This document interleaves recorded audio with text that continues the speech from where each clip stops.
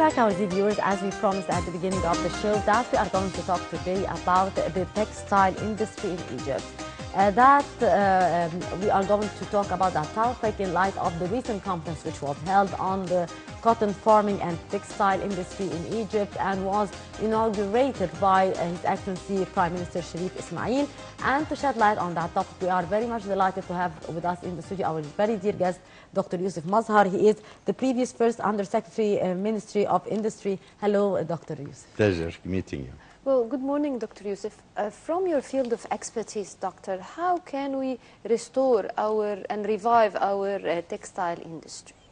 Well, first of all, let's not neglect what's happening these days, because this is a very serious and concentrated look at the industry. Yes. And there's a lot coming out of the meetings, as you mentioned, at the moment. But let me just go back. I always like to give a bit of a background to our discussions. Yes. Cotton was not in Egypt ever since ancient Egypt. Yes. Ancient Egypt used flax, in Arabic kittan. Cotton came in with Muhammad Ali, who saw that cotton was all over the world and brought in cotton and planted areas in the delta with cotton. And that's the reason why they put the Qanatir or the delta, Barash, etc. From that time, cotton became an important element, and they found out that Egyptian cotton had long staple, which made it a very fine, expensive, and high-quality product. Yes. As a result of this, during modern times, the industry started with things like Bank Misr, Talat Harbi, you know, of course, Talat Harbi, one of the very big Egyptian industrialists, and the banks of Bank Misr, etc. So all these as institutions looked at the starting a number of very big industrial organizations. You hear of Kafr al-Dawar, you hear of Mahalla Cobra, you hear of the... I'll mention the names because these are national names. These are not... I know the sensitivity. These are national names which belong to us. Yes. Yes. And so, as a result of this, Egypt became a major producer based on long staple cotton. Of course, the world changes, and we also changed after the state was looking after investing in the times of Gamal Abdel Nasser. After that, there was a lot of privatization and a lot of private industries in the textiles grew up. And these are the ones that you now buy your jackets and high fashion, etc. They're all as a result of that. Now, so the industry in Egypt depends on, number one, having the cotton crop adequate and at good prices and available so that it can be fed into the textile industry. Any disruption in the supply of the raw material, which is cotton, which is very fine cotton, that's why even if you buy a shirt abroad, it'll tell you this is for $60, not for $15, because it's Egyptian cotton. It is usually the case. Yes. And also all sorts of things, so that Egyptian cotton is very well known. As a result of this, it's very important that Egypt plants enough cotton to keep all its factories running. One problem came up is that the long staple cotton, expensive cotton, and other countries like India and Pakistan and all of these started planting short staple cotton. Short staple cotton is much cheaper and also not of the same quality. So at one time, you know, policies in these things taken by responsible people, sometimes they tell you, okay, why don't we export our long staple cotton and get all the foreign currency and use the other imports which are the short staple cotton. This, of course, results in that you are growing less cotton, and when growing less cotton, your quality becomes less here, but it becomes less expensive. Now, that's one element. So changing the cotton is one element. The other element is importation. There's a lot of products like textiles, clothing, whatever they are in textiles, that come from the Far East, that come with very low dumping prices, and they sometimes they are pushed through. They can come through port side, they can come through anything, and you need, any country needs a bit of let's say adjustment or protection against inferior goods or inflated goods. Indeed. You're not supposed to do that, but if they are inflated and they are not of the same quality or not needed, it's your prerogative. You don't have to import them. So masses of these ready-made clothes came in at, even there were rumors that they were not all brand new. They were fumigated or they were treated. And it's not the rule, but there were such cases. So that means that the Egyptian industry suffers from a number of ailments. How much cotton is going to be planted? What's the price of the cotton? Is it a long staple or short staple? Another technical little thing which might not put our viewers out of the picture, but if you get a different kind of cotton, you have to change the machinery. Yeah. And Egypt, with all these big, Mahalla Kubra at one time had 40,000 employees. It's a massive empire. And it gave employment to all these, let's say, the people of the Delta Zone and all the sub-suppliers and all the people. So you must be careful. You must balance between pure economics and also, if you put your industries out of business, you have no employment, you will have inflation, you will have all the ailments that we suffer from. So over time, sometimes they change the kind of cotton. Sometimes they prefer to export the high-quality cotton and get something else. And the situation became difficult. Also, the general economic situation is difficult. So many of these smaller industries went out of business. I mean, it's no secret. I mean, I'm more, let's say, jealous of our industry because I belong to it. But with the difficulties and the competition, sometimes I call it unfair competition, they went out of business, and that meant that large number of very skilled people, you need skills in textiles. You need the people on the spinning machines, the people on the weaving machines, the dyeing processes, etc. And even the larger giants also suffered. And some of them had to reduce their capacities. If you reduce your capacity, means you will not produce with the same lower costs. Now, so they got together.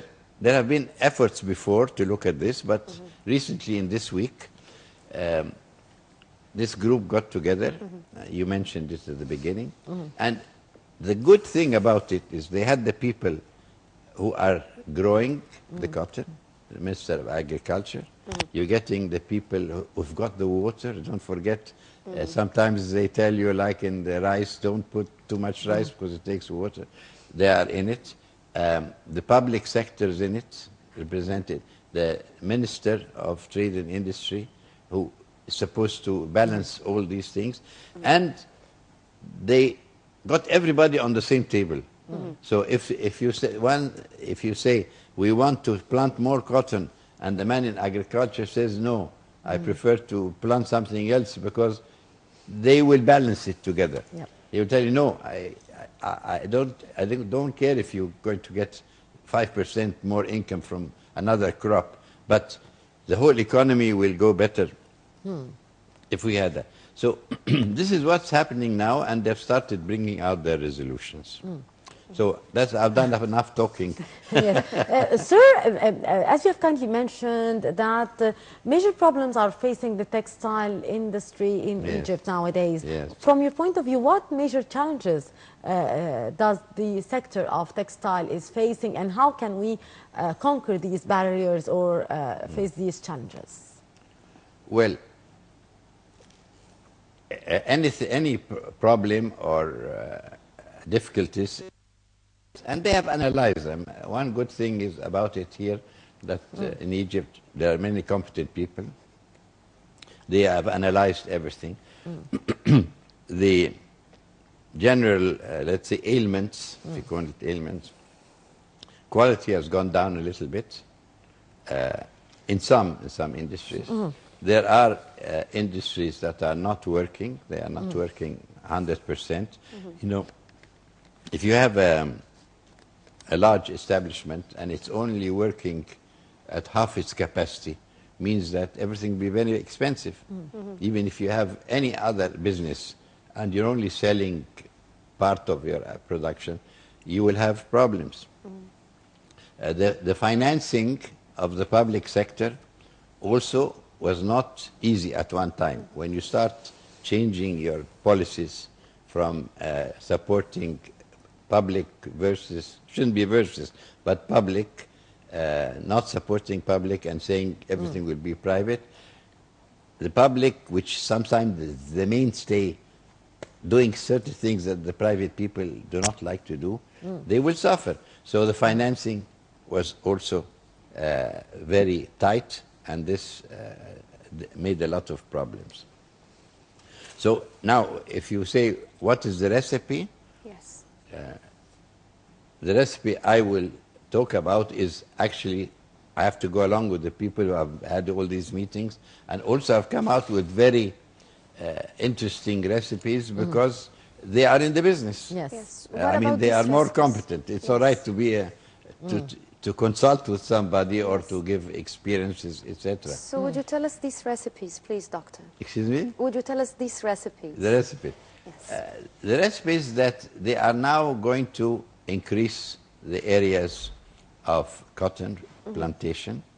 They're going to, let's say, monitor the quality of the cotton from planting to ginning, which is cleaning it, etc., to the spinning. They will also be careful about unnecessary imports, because unnecessary imports will flood the market and waste foreign currency, etc. If there's any question of water, the people are there. They will ensure that the extra areas that are going to be planted. Also, some of the things that are happening now will solve the problem. Like they will need new machinery. Those who have started working on short staple, maybe you want to go back to the long staple, so they need investments. Some other plants have got machinery that have exceeded their, let's say, technically and productivity time.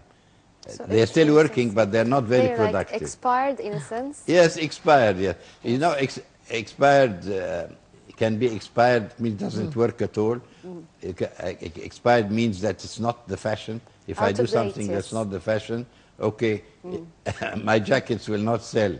If I'm doing something, if I dislocate myself from the world fashion industry, for example, I'll be producing things that become, you cannot export them. Yes.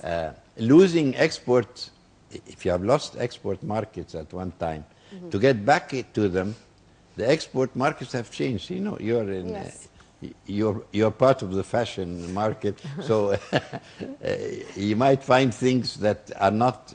So, one of the other remedies is the industry must be very strongly coupled to the outside.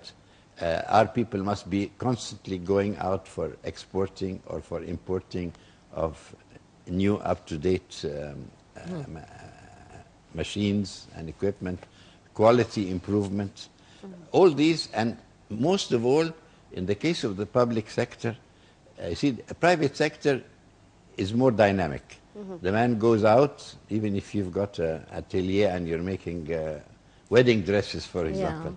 So, wedding dresses, there's more weddings in summer than in winter, so you sell better. You get things ready. Also, you follow the fashions with magazines and you follow the demand. The public sector is sometimes a bit slower, and it can be all right for the big, large quantities. So they must be trimmed down also, because don't forget, if you were producing 1 million meters of cloth, and then now you're going down to 300,000, these are not exact figures, your productivity is bad, so you have excess labor. You must think of this excess labor to retrain it, put it in something else in the same industry, not to lose their jobs, to start them here. And above all this, don't forget that the main industry which makes cloth or woolen goods or all this production doesn't always be produced in the large factories. Yep. All the smaller factories, the smaller, they call small and medium industries. People who are doing garments, people who are doing special kinds of dresses, school uniforms, they consume a lot of materials which is made by our big industry, but they are in the small and medium industry area. So you must facilitate this, that they will always get their supply of material. They will get it at a reasonable price. At very good prices. And more important than anything is to get quality workers. That means professional. Yes. And training. Yes, professional, well trained, and you must develop what they call trainers of the trainees. That means the people who train these people. We had in Egypt a large number of institutions. Indeed. The textile industry has a number of very elaborate training centers. Now, of course, if there's a problem, then these training centers are not working. So sometimes the equipment inside they're training people on are not up to date. So now that they're going to get the wheel going again, I'm sure they're going to look at all the training facilities, spend time on training workers that are coming into the labor market in textiles must be properly trained. They must have the right attitudes, only not do the right thing. They must have a love for their industry and attachment to the industry. And of course, the love of their country. I'm sure they have that. Indeed. I do believe that we have to do much in order to develop the textile industry to be a more competitive industry worldwide. Of course. Dr. Yusef. But don't forget that, you know that at one time, when Egypt started its industrialization, what did it have? It had food industries and textiles. Yeah, indeed. These were the mainstays. That means when I was still at the beginning, I came into this when industry went into iron and steel and went into large fertilizers and went into automobiles and went into, let's say, all these different things. But the basic industries for which, and some people say that start your industry on the raw materials. If you've got the raw materials inside, you have a success. So you've got the cotton inside. Well, thank you very much, Dr. Yusef Mazhar, former First Under-Secretary for the Ministry of Industry. Thank you very much for this insightful interview. Thank you very much. Thank you very much, Dr. And Yusef. don't forget to buy Egyptian products. Indeed, and have a lovely morning. Thank you very much, sir, for your precious input. And now our dear viewers will be in a short break. We'll go to this short break, and after that we'll be back to listen and talk about the legendary Ammar al-Shari'i and in the anniversary of his deceasing, which was on the 7th of December 2012. A short break, and after that we'll be back with Ammar al-Shari'i.